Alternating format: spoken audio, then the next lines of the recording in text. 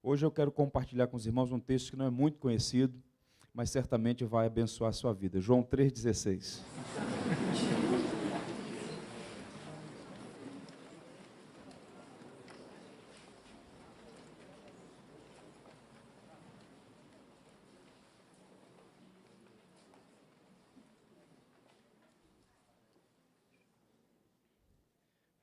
Vamos recitar de memória.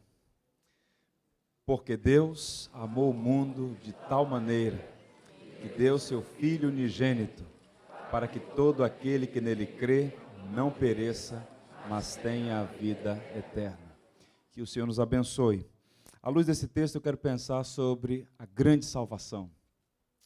E ao longo da mensagem os irmãos vão entender o porquê deste adjetivo, grande salvação. Eu costumo pensar na Bíblia como uma biblioteca. Olhe para a Escritura, Antigo e Novo Testamentos, como uma biblioteca, que contém 66 livros, aproximadamente 1.183 capítulos e 31.173 versículos. É muita coisa, tesouro, coisa preciosa para a nossa edificação. E nessa biblioteca preciosa da nossa fé, esse verso, João 3,16, é uma pérola muito especial. Os antigos reputaram João 3,16 como o Evangelho em miniatura. Se você não tiver a oportunidade de conhecer muita coisa da Bíblia, conhecer a mensagem por trás de João 3,16, ou contida nesse verso, é o suficiente para você entender a mensagem do Evangelho. Esta grande salvação de Deus. Isso é muito interessante, pensar na grandeza desse amor.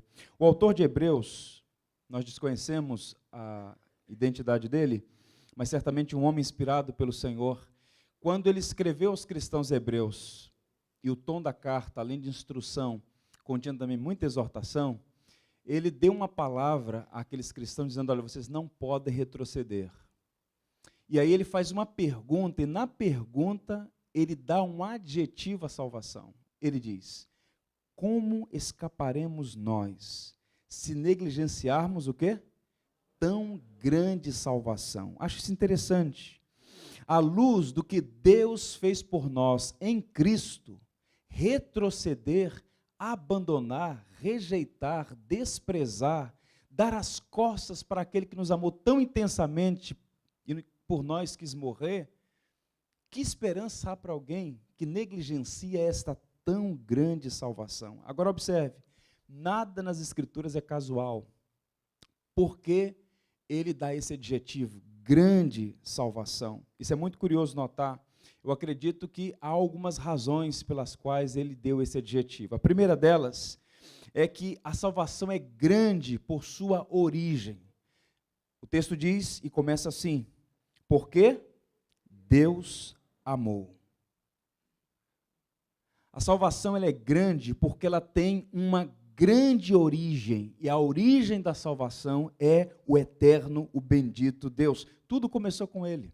Não apenas a criação, mas a redenção começa com Deus. E esta mensagem, ela precisa encontrar espaço no nosso coração, sobretudo no nosso tempo, quando as pessoas acreditam que são salvas pelo que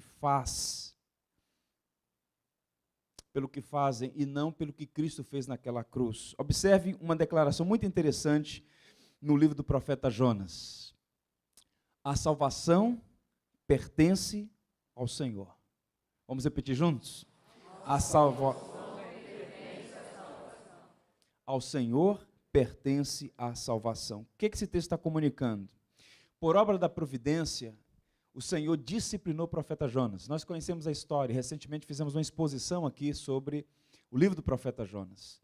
Jonas deveria ir para Nínive e ele fez o caminho contrário, pretendeu ir para Tarsis. E no caminho Deus o encontrou, porque Deus é um Pai que nos ama e que nos disciplina. E Jonas foi disciplinado por Deus e agora estava no ventre de um grande peixe. E ali, pela primeira vez na narrativa do livro, ele ora ao Senhor. E na sua oração cheia, rica, de passagens do saltério, ele faz esta declaração. Ao Senhor pertence à salvação. Por que ele fez essa afirmação? Tente imaginar, alguém no ventre de um grande peixe, tal como Jonas estava, não podia salvar a si mesmo, nem ser salvo por nenhum outro homem. Esta figura de Jonas no ventre do grande peixe é uma metáfora da salvação. Ninguém pode salvar a si mesmo.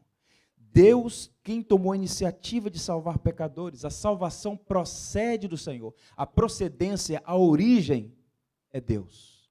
Por isso, esse texto, João 3,16, repito, miniatura do Evangelho, coração da Escritura, começa assim, porque Deus amou o mundo. Tal como o livro de Gênesis, que diz, no princípio criou Deus. Tanto a criação quanto a redenção são iniciativas de Deus. E na criação, e sobretudo na redenção, Deus revela a grandeza do seu poder. A salvação pertence ao Senhor. E isso fica muito evidente quando nós começamos a refletir sobre quem somos. Ou, em particular, quem éramos antes desta graça soberana nos alcançar. Deus amou gente como eu e você. E a Bíblia faz uma descrição nada positiva do homem sem Deus.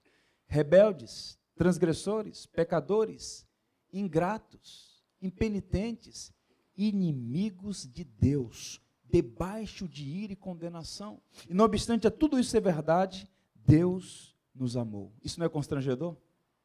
É profundamente constrangedor.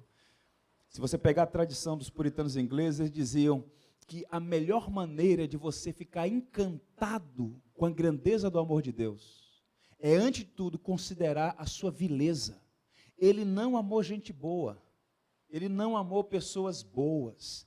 Jesus, usando o recurso da ironia, disse, bem, eu estou aqui para trazer uma mensagem de cura, de libertação, para os doentes. Se vocês se acham bons, sãos, toquem a vida de vocês. Pessoas boas, pessoas sadias, não precisam de médicos. Eu vim para pecadores. Uma ironia, porque não há um justo, todos nós transgredimos. E o que é mais curioso notar é que existe uma permanente tentação, sutil algumas vezes, de querermos merecer esse amor. Fazer por onde?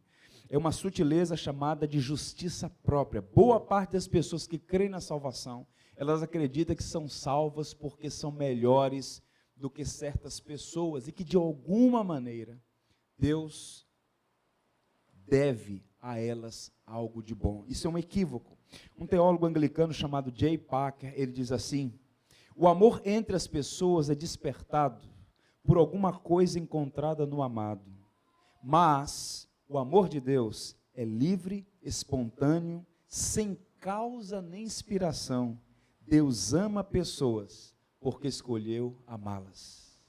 Não foi nada em você que atraiu o amor de Deus, porque você e eu, a nossa vileza, a nossa herança adâmica, nada em nós era suficiente para atrair o amor de Deus, mas soberanamente Ele escolheu nos amar. E João começa dizendo, porque Deus amou. Isso é lindo demais. João, o próprio João vai dizer, melhor Paulo, em outro momento, que Deus prova o seu amor para conosco, em que Cristo morreu por nós, sendo nós ainda pecadores. Isso é absolutamente maravilhoso. Por quê? Amar pessoas boas, ou que merecem o amor, é normal e esperado. Mas amar pessoas difíceis, amar pessoas indignas, amar gente ingrata, amar gente perversa, realmente só mesmo o amor gracioso de Deus. E talvez a melhor definição de graça seja esta: amor aos que não merecem. Semana que vem nós vamos estudar a biografia de Agostinho de Hipona, um dos maiores mestres da igreja cristã. Repito, tem nódoas na sua biografia, mas a contribuição de Agostinho é incomparavelmente maior. Foi um gigante, um homem com a mente diferenciada, mas sobretudo com um coração absolutamente encharcado do amor de Deus. Desceu às mais profundezas da vileza, um pecador perverso e pervertido, mas uma vez encantado com esta graça, e foi quem melhor escreveu sobre a maravilhosa graça, esse homem então, doutor da graça, começa a falar desse amor que o encantou e o que o alcançou. Em sua obra magna, considero obra magna de Agostinho, Confissões, ele faz um poema lindíssimo, que já repeti aqui para os irmãos em algumas ocasiões, Tarde te amei. Ele diz, tarde te amei, ó beleza tão antiga e tão nova. Tarde demais eu te amei, eis que habitavas dentro de mim, eu te procurava do lado de fora. Eu, disforme, lançava-me sobre as belas formas das tuas criaturas. Estavas comigo, mas eu não estava contigo. Retinha-me, longe de ti as tuas criaturas, que não existiriam sem em ti não existissem. Tu me chamaste, e o teu grito rompeu a minha surdez. Fulguraste e brilhaste, e a tua luz afugentou a minha cegueira. Espargiste tua fragrância, e respirando-a, suspirei por ti. Tu me tocaste, e agora estou aqui, ardendo no desejo de tua paz.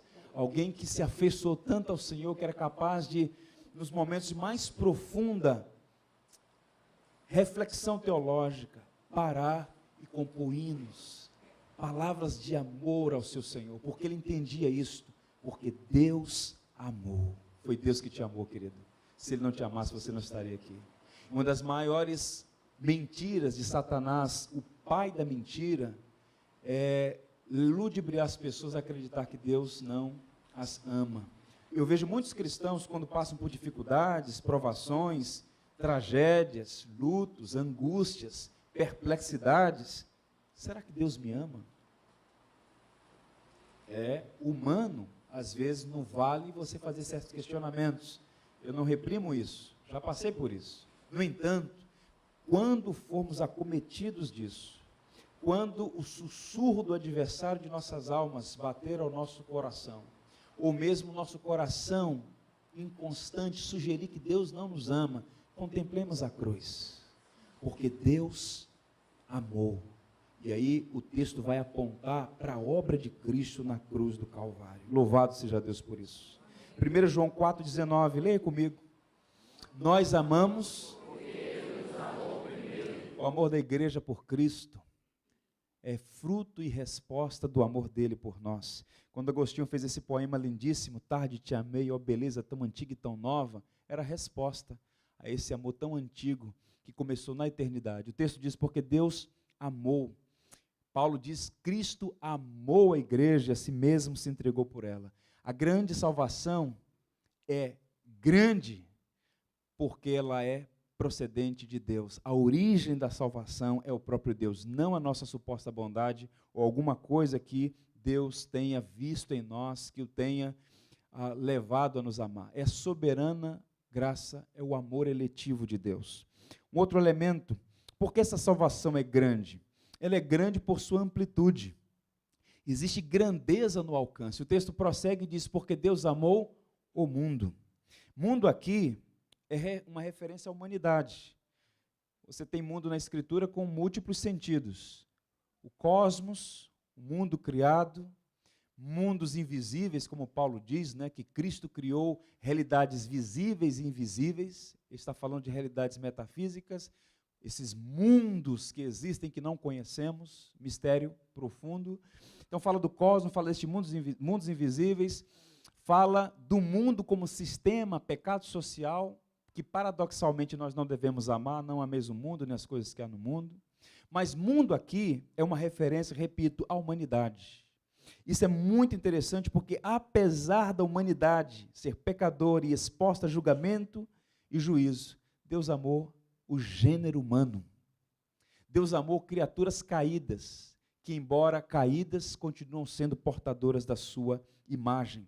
João 3,16, portanto, fala desta prodigalidade do amor de Deus, de um Deus que ama e esbanja amor.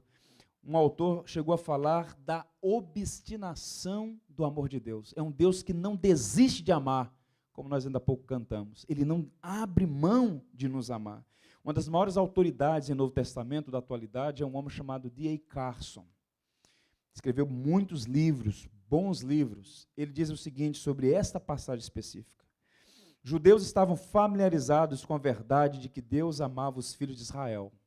Aqui, o amor de Deus não é restringido por raça. Mesmo assim, o amor de Deus deve ser admirado, não porque o mundo é tão grande, mas porque o mundo é tão mau. Esse é o maior escândalo. Deus amou o mundo. Quando alguém peca contra você, contra a sua honra, contra a sua família, qual é a sua atitude?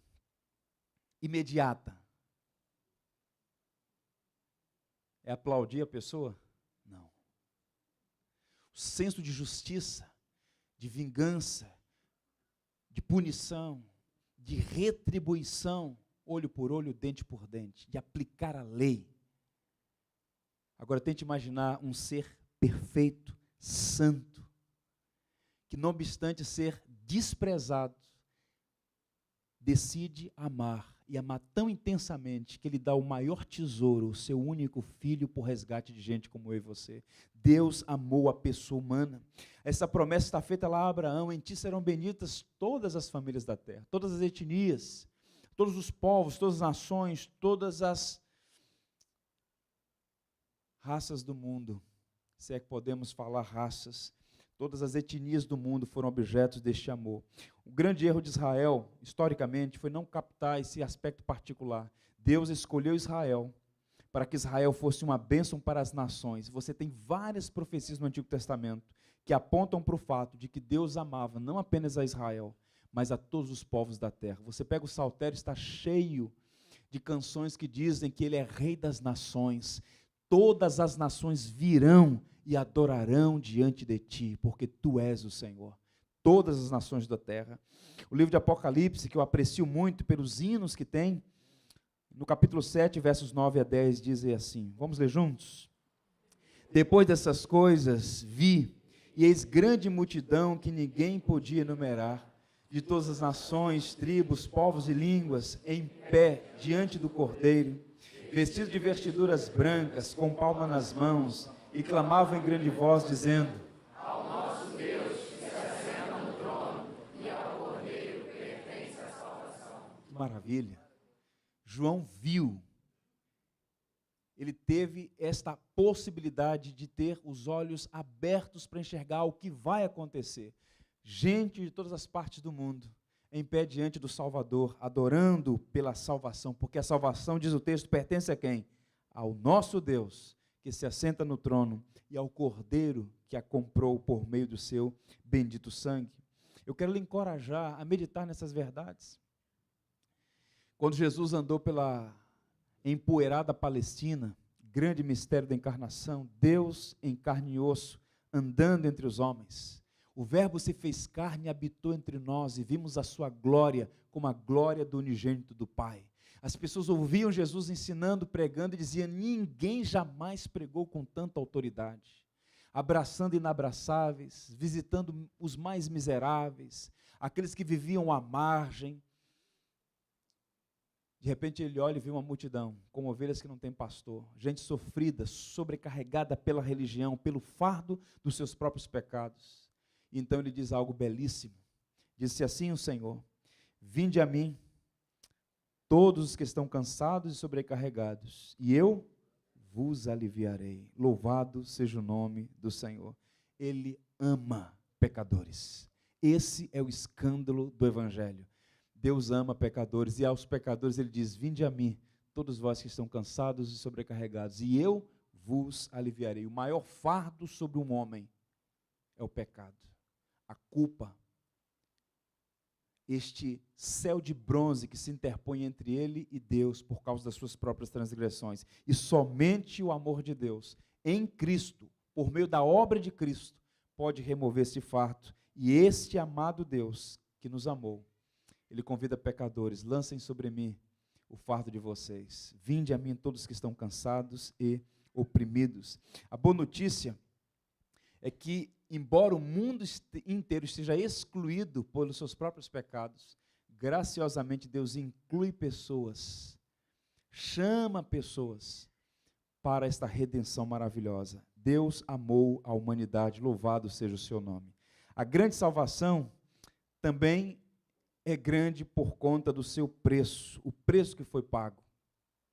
A grandeza pelo valor do resgate. O texto segue e diz: Deus amou o mundo. E aí vem uma expressão sui generis em toda a Escritura. De tal maneira que deu o seu Filho unigênito.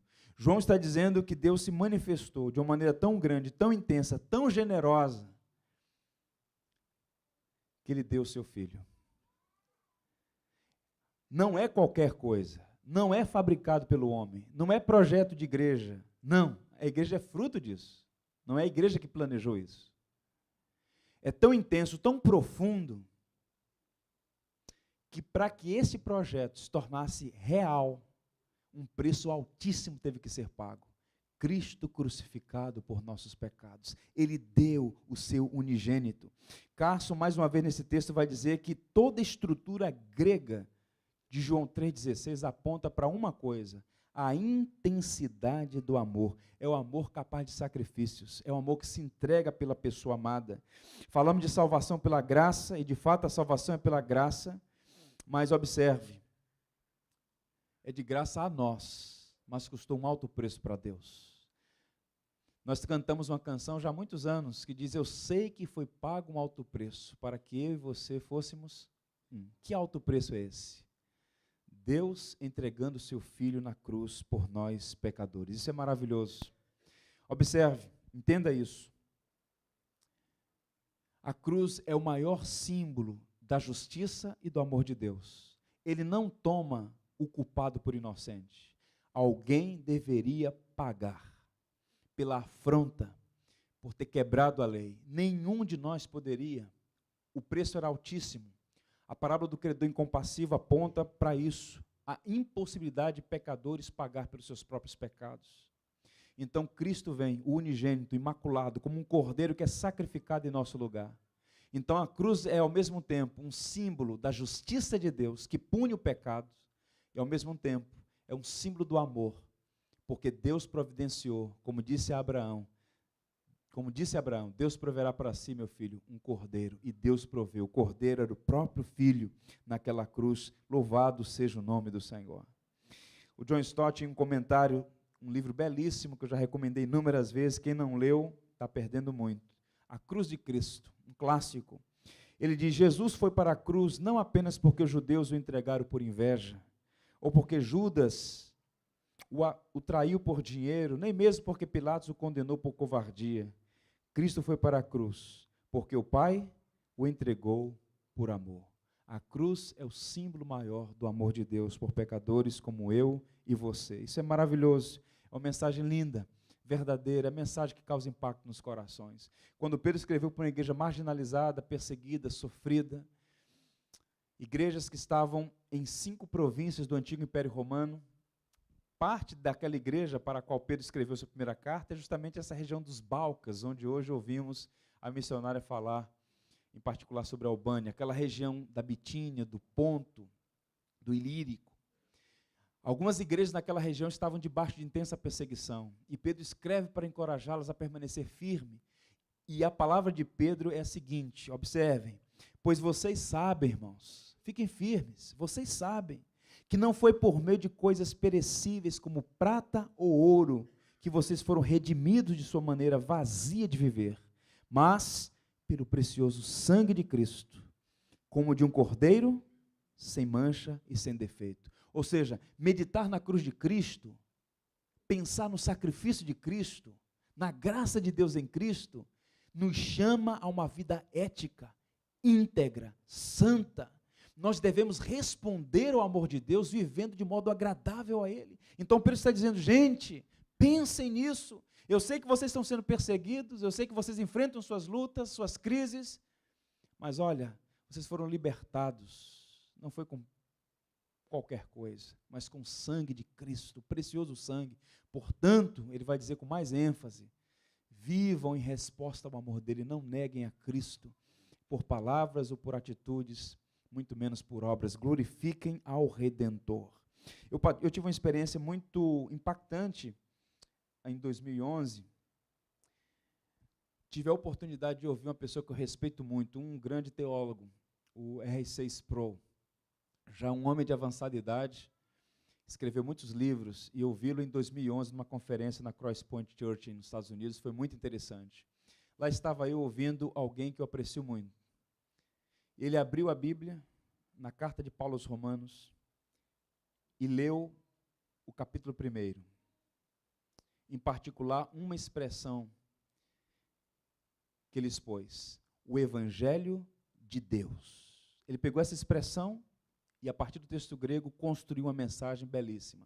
E de tantas coisas boas que ele disse naquela manhã, duas coisas me chamaram profunda atenção, chamaram a minha atenção.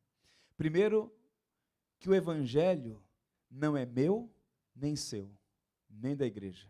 O Evangelho é de Deus.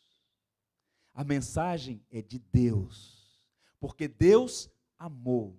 O Evangelho é uma pessoa, o Evangelho é Cristo, porque não é possível desassociar a pessoa da mensagem. Quem fala do Evangelho fala de Jesus, e quem fala de Jesus fala do Evangelho, porque Jesus é a boa notícia de Deus para o homem. Então ele disse, olha, o Evangelho é de Deus.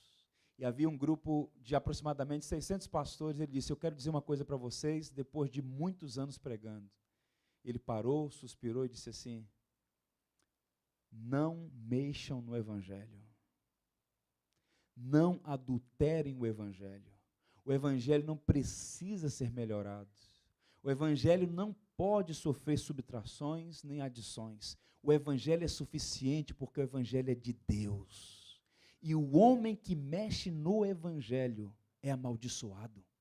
Porque Paulo disse aos Gálatas, se um anjo descer e pregar outro Evangelho que não é o Evangelho, anátema. Porque está tocando naquilo que é perfeito. A mensagem de Deus ao homem, que é Cristo crucificado por amor a pecadores e que oferta aos pecadores graciosamente essa salvação. Que mensagem linda! O Evangelho da graça.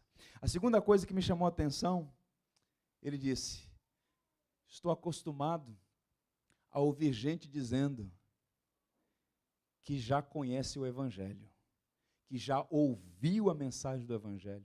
Talvez hoje aqui, quando eu disse, bem, vamos ouvir, vamos ler, vamos memorizar ou repetir João 3,16, alguém diz, eu já conheço essa mensagem. A igreja está cheia de pessoas assim, que acham que já conhecem o Evangelho. Então ele disse, meus irmãos, nós precisamos ouvir o Evangelho todos os dias. Todos os dias. Por quê?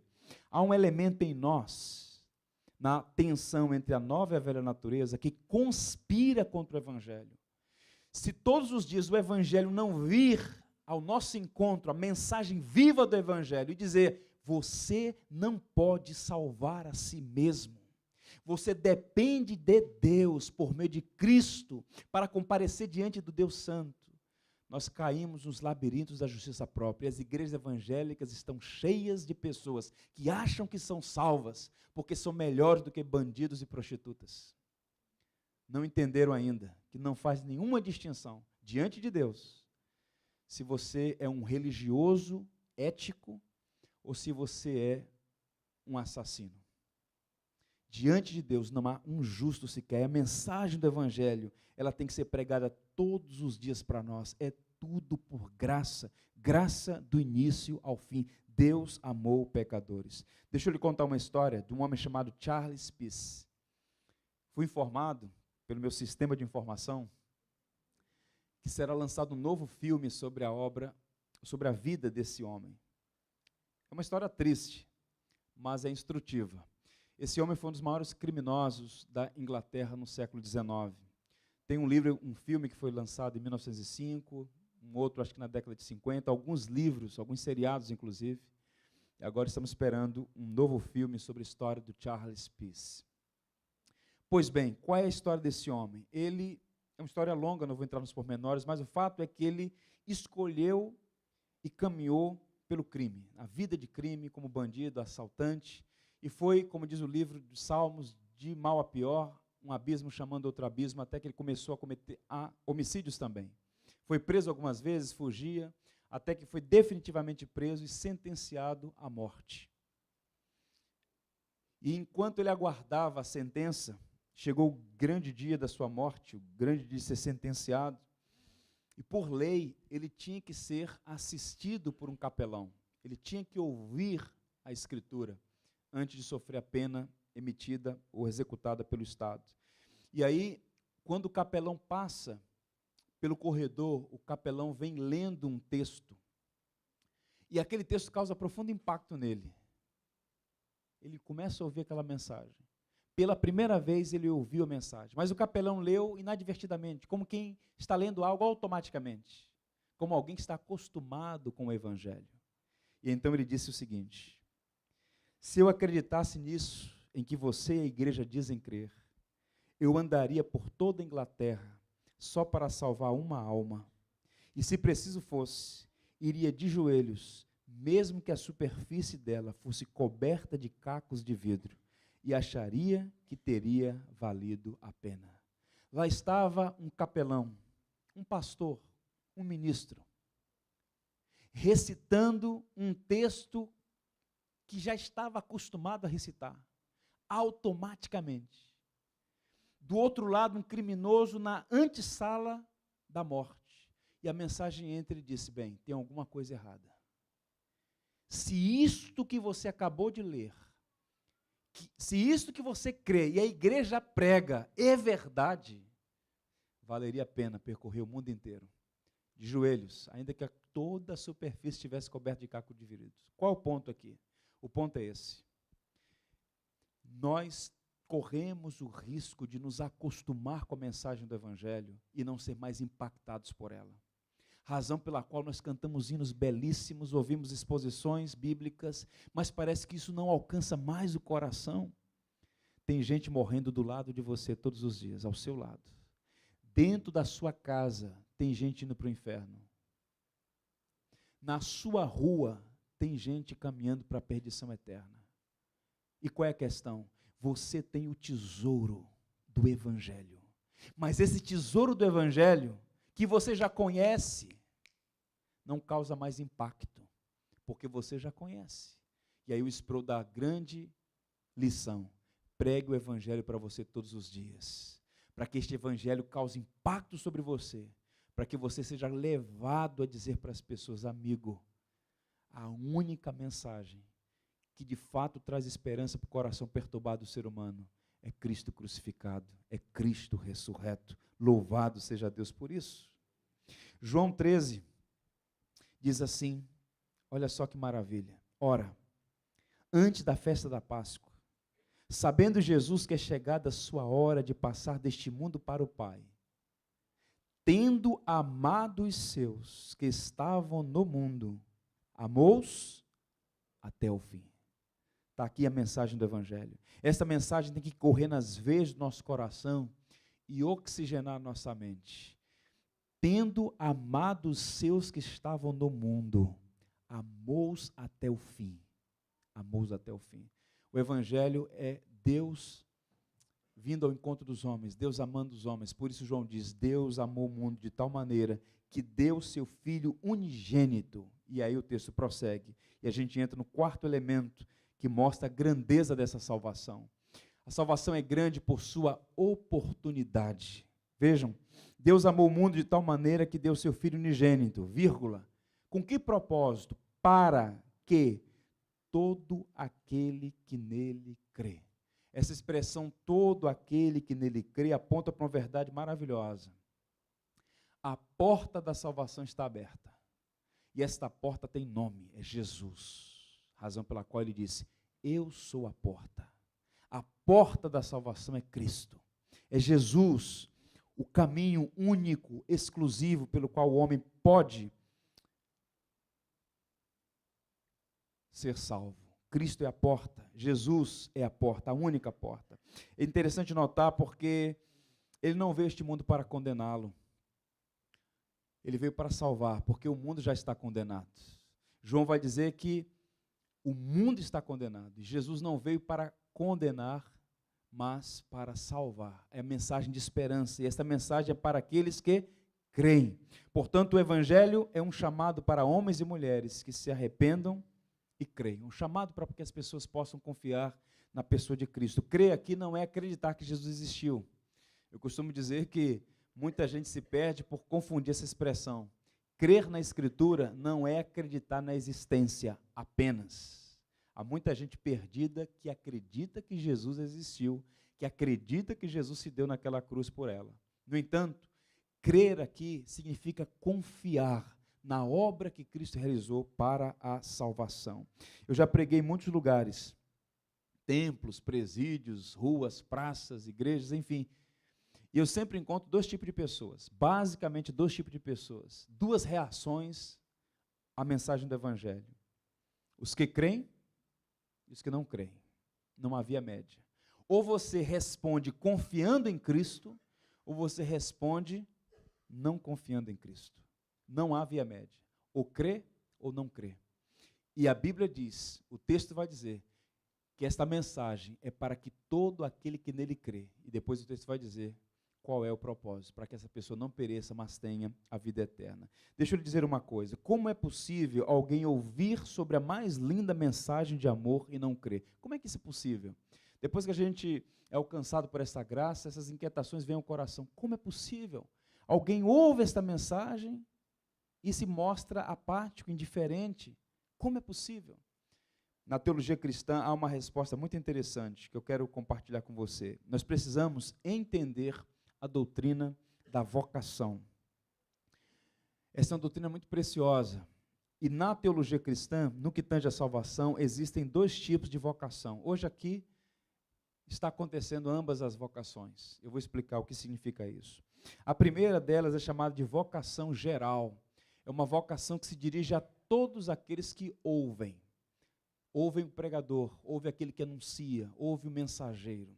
Paulo disse assim no livro de Atos: ora, não levou Deus em conta os tempos da ignorância, agora, porém, notifica o quê?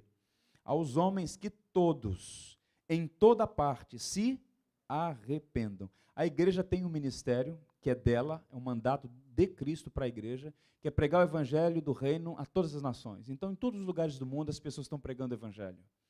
Um dia alguém chegou aqui no Brasil e pregou o evangelho. Alguém pregou o evangelho para você. Você ouviu o evangelho. Pois bem, esta vocação geral é uma oferta universal. É uma oferta que se dirige a todos os homens. A palavra de Deus vai dizer claramente: notifica aos homens que todos em toda parte se arrependam. Portanto, a oportunidade de salvação é para todos, pois aos olhos de Deus não há um justo nenhum sequer. Todos têm a oportunidade de se render a Jesus Cristo. Esse é um aspecto da vocação, chamada de vocação geral. A outra, que é a razão pela qual você está aqui como filho de Deus, é a vocação eficaz. Todo aquele que o Pai me dá, esse virá a mim, e o que vier a mim, de modo nenhum o lançarei fora. Ou seja, ao mesmo tempo que o pregador está anunciando o evangelho, à medida que as pessoas ouvem a voz humana anunciando o evangelho, há uma obra misteriosa acontecendo. É o Espírito de Deus quem chama eficazmente, com a sua graça irresistível, das trevas para a luz, quem regenera o coração para que o homem creia. Só Deus pode salvar pecadores. A oportunidade está para todos os homens, mas é preciso que haja uma operação milagrosa que só Deus pode fazer, para que o homem duro e impenitente se renda ao amor de Deus. É impressionante essa obra. Razão pela qual Jesus disse assim: porque muitos são chamados, mas poucos escolhidos. Palavra de Jesus. Muitos aqui, uma referência a esse chamamento. Quantas vezes você já ouviu o evangelho? Muitas vezes. Não obstante, muitos serem chamados, poucos são escolhidos, só mesmo pela ação soberana do Espírito de Deus. No Catecismo de Westminster, há uma pergunta e uma subsequente resposta a essa questão da vocação. Diz assim: o que é vocação eficaz? Que obra é esta? Vocação eficaz é a obra do Espírito de Deus, pela qual, convencendo-nos de nosso pecado e de nossa miséria, iluminando nosso entendimento pelo reconhecimento de que de Cristo, e renovando a nossa vontade, Ele nos persuade e habilita a aceitar a Jesus Cristo, que nos dá fé e arrependimento, resgatando-nos do poder das trevas e os transfere para o reino do seu Filho, para que eles proclamem as grandes virtudes daquele que os chamou das trevas para a sua maravilhosa luz, e para que possam se gloriar, não em si mesmos, mas no Senhor, de acordo com o testemunho dos escritos apostólicos em vários lugares. É uma obra que Deus faz. Todos os dias o evangelho está sendo ofertado, pessoas ouvem o evangelho, uns rejeitam, outros abraçam. Por quê? Porque o coração do homem é endurecido. Mas Deus, soberanamente, quebranta o coração e traz pecadores até a sua luz. Você está aqui porque Deus o trouxe. Ou como disse Jeremias, com cordas de amor eu o atraí. Deus é quem nos traz soberanamente. 1 Coríntios 1,18 diz, certamente a palavra da cruz é loucura para os que se perdem, mas para nós que somos salvos, poder de Deus. Para alguns é loucura, para nós é o poder de Deus. Será que nós somos mais inteligentes do que as outras pessoas? Não. Todos têm oportunidade, mas soberanamente Deus concede graça para que o indivíduo possa crer em Cristo como seu Salvador. Hoje você está ouvindo o Evangelho, e a minha oração é que o Espírito de Deus possa estar te trazendo das trevas para a luz, se você ainda não está na luz do Senhor. Aos Coríntios, Paulo diz, porque tanto os judeus pedem sinais, como os gregos buscam sabedoria, mas nós pregamos a Cristo crucificado, escândalo para os judeus, loucura para os gentios, mas para os que foram chamados, tanto os judeus como os gregos, pregamos Cristo, poder de Deus e sabedoria de Deus. Paulo chama os crentes de pessoas que foram chamadas das trevas para a luz. A igreja é uma congregação de gente que foi soberanamente atraída pelo poder do Espírito das trevas para a luz. Eu quero te dizer uma coisa, do fundo do meu coração e com temor diante de Deus. Não desperdice a oportunidade. Confie sua vida a Cristo. Se arrependa dos seus pecados.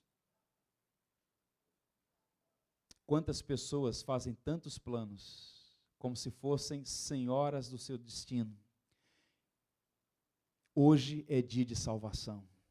Hoje é dia das pessoas ouvirem a voz do Senhor e se arrependerem dos seus pecados. É dia de atentar para este grande amor e se render. A única resposta devida ao amor de Deus é rendição. Senhor, me rendo ao teu amor. Não há liberdade senão no servir a Cristo, no viver para a glória de Cristo. William Barclay, um escocês, também comentarista bíblico, muito capaz, ele disse, a mais perigosa de todas as ilusões é a de que há tempo de sobra.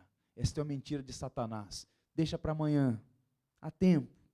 O dia mais perigoso na vida de um homem é quando ele aprende a palavra amanhã.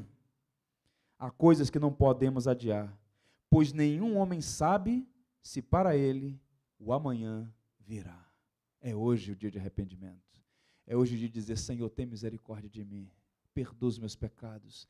Graças te dou pelo teu grande amor medido naquela cruz. O amor de Deus será fonte de grande alegria para nós no grande dia, ou será também objeto ou razão de peso, porque sendo amados por Ele, muitas pessoas, lamentavelmente, desprezam o Senhor.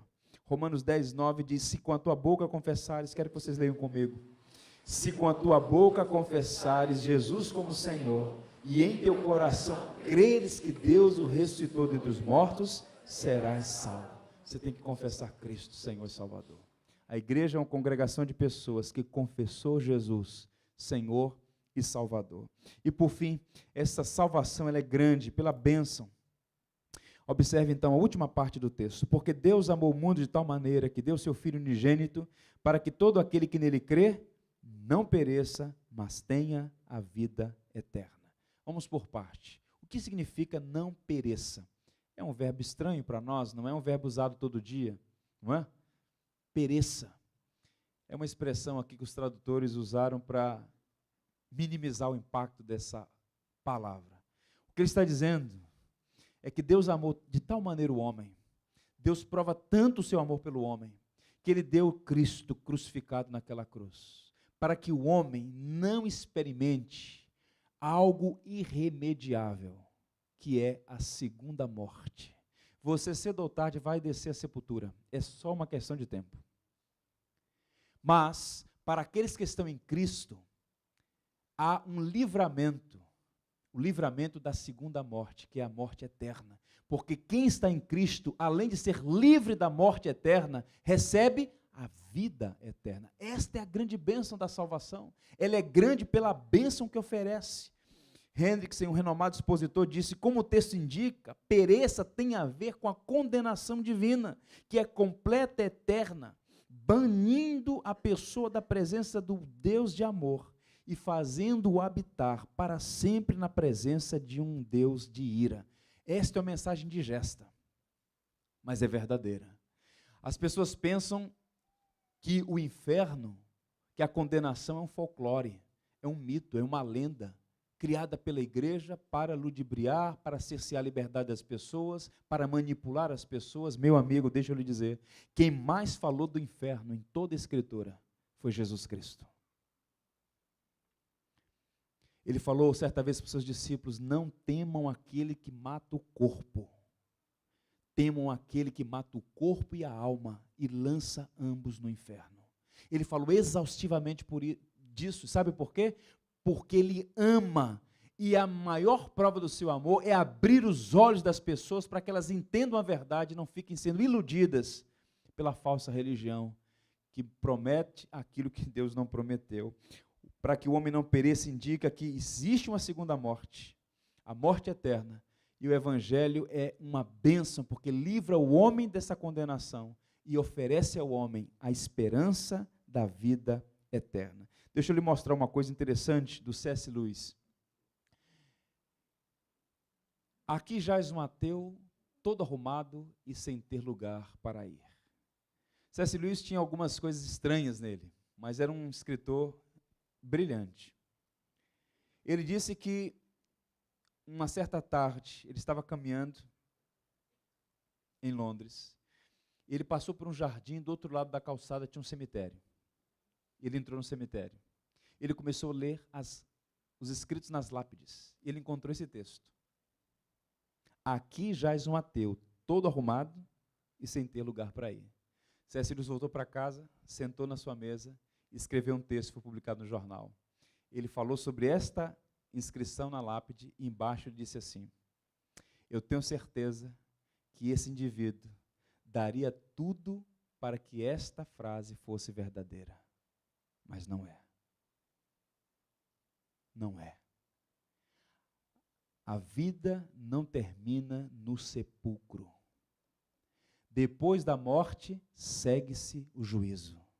É uma frase muito comum. Agora descansou. Só há descanso para aqueles que estão em Cristo.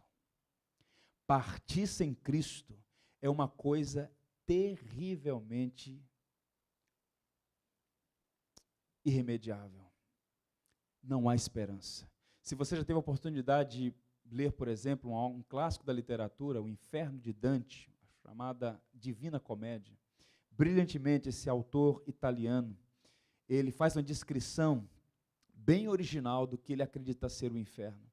E nos portais do inferno, Dante disse que está escrito assim, lancem fora toda esperança.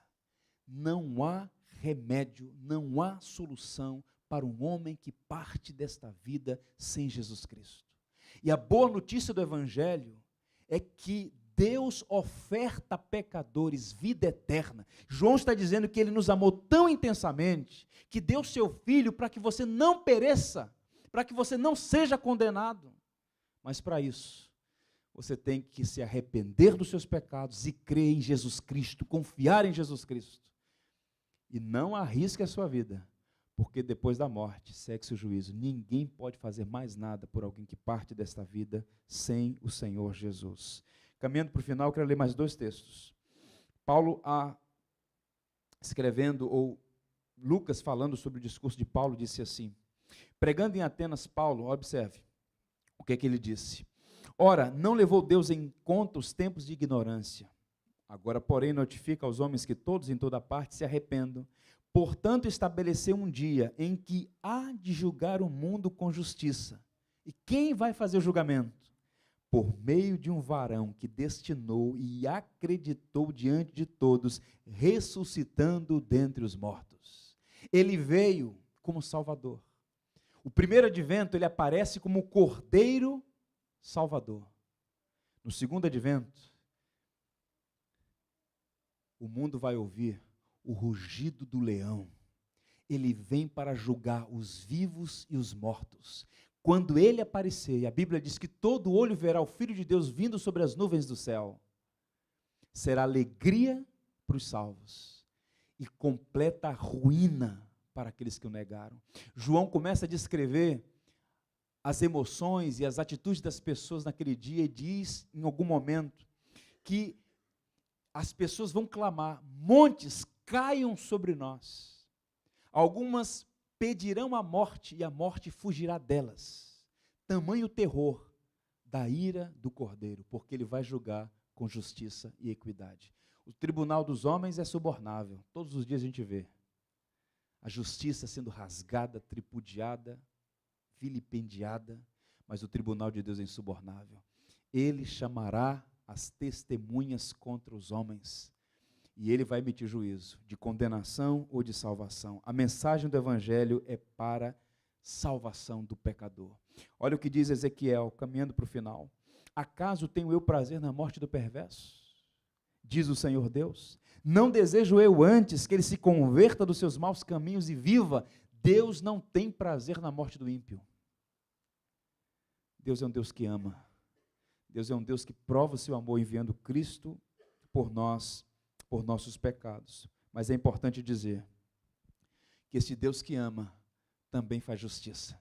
Ele chama homens e mulheres ao arrependimento. João 3,16 é a mensagem do amor de Deus, chamando homens e mulheres a crer em Jesus Cristo, para que não pereçam, mas tenham a vida eterna. João usa 17 vezes a expressão eterno ou eterna, ou os termos correlatos no seu evangelho, para indicar não apenas quantidade de tempo, mas para falar que vamos experimentar uma vida sem igual, para sempre na presença da fonte de toda a vida.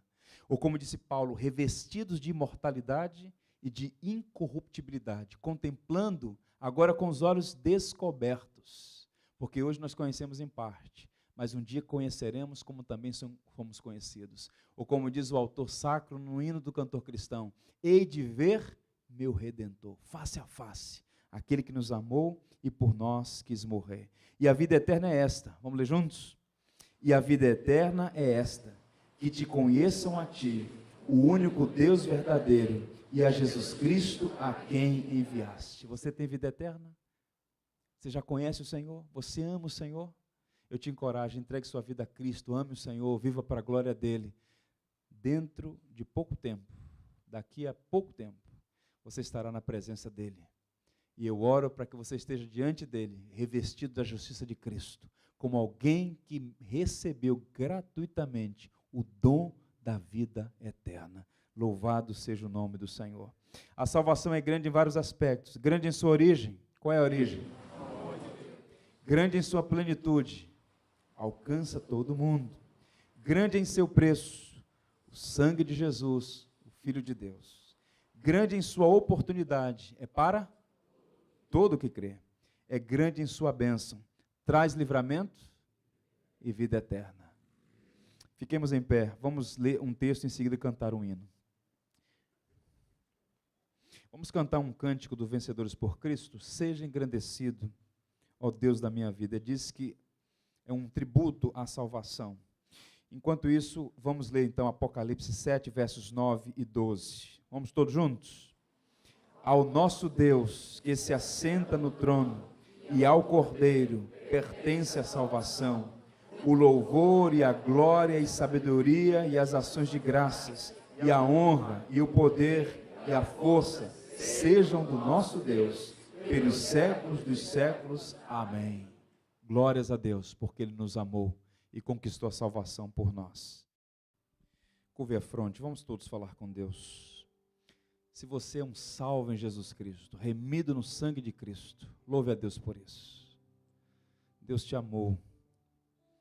Cristo morreu por você naquela cruz. Glorifique a Deus, como nós cantamos, dizendo aleluia, dizendo louvado seja o Senhor, Deus da minha salvação. Mas, se você ainda não tem essa certeza e ainda não pode cantar, Deus da minha salvação, ô amigo, hoje, o Espírito de Deus quer fazer uma obra no seu coração. Senhor, nós te bendizemos pelo teu incompreensível amor. É constrangedor pensar na grandeza do teu amor. Nós te bendizemos porque o Senhor insiste em nos amar, apesar de nós. E a maior de todas as provas do teu amor, o Senhor que todos os dias nos abençoa com tantas bênçãos, mas a maior de todas é Cristo. Cristo, nosso tesouro maior.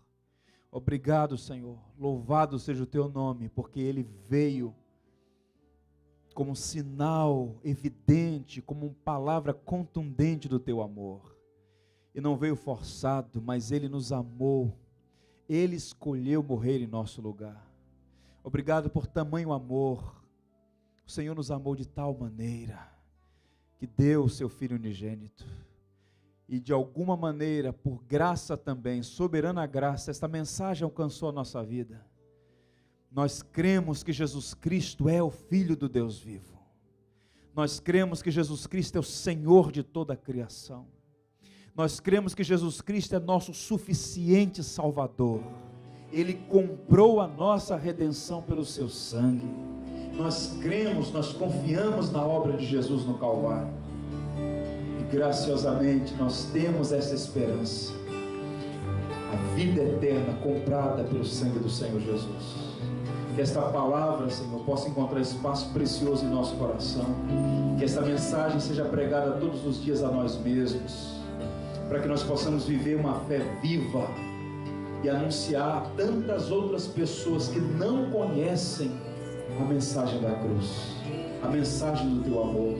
Ó Senhor, permita que cada cristão aqui seja um missionário, que cada pessoa aqui seja um arauto desta boa notícia, em um mundo morto, em um mundo caído, em um mundo sepultado, sem esperança, perdido, que cada um possa dizer em alto e bom som, que Deus amou pecadores, que Deus aceita pecadores, que Deus recebe pecadores arrependidos, e que Deus oferece vida eterna para os que estão mortos em seus pecados.